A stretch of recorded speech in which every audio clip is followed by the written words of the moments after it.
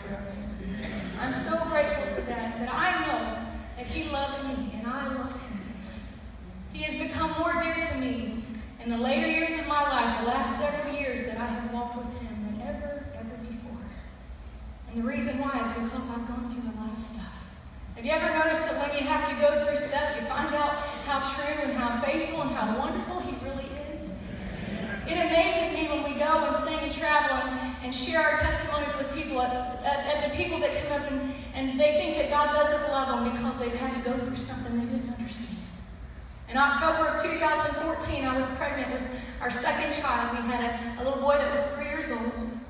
Found out in the summer I was expecting a little girl, and in October of 2014, I found myself in the emergency room hemorrhaging. The doctor ran an ultrasound and came in with the results about 2 o'clock in the morning, and she said, "Mr. and Mrs. Geary, I'm so sorry, but your baby no longer has a heartbeat." 6 months.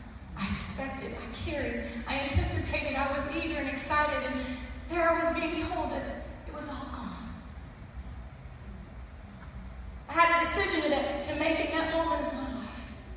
Was I going to trust in God's love for me and know that even though things were not the way that I wished that they were, that He had a plan for my life and that He could see much better than I could around the circumstances of what was happening?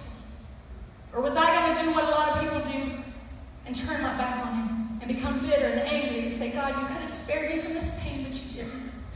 I'm so thankful that I had enough faith to trust in His plan for my life and to go on trusting and loving Him in spite of the hurt, in spite of the path that I had to walk. He was good to me then, and He's good to me now.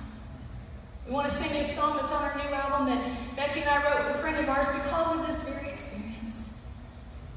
And I want you to think about your life, and if you've maybe walked away from God, maybe you've been hurt or angry at Him, I want you to reconsider how much He really loves you.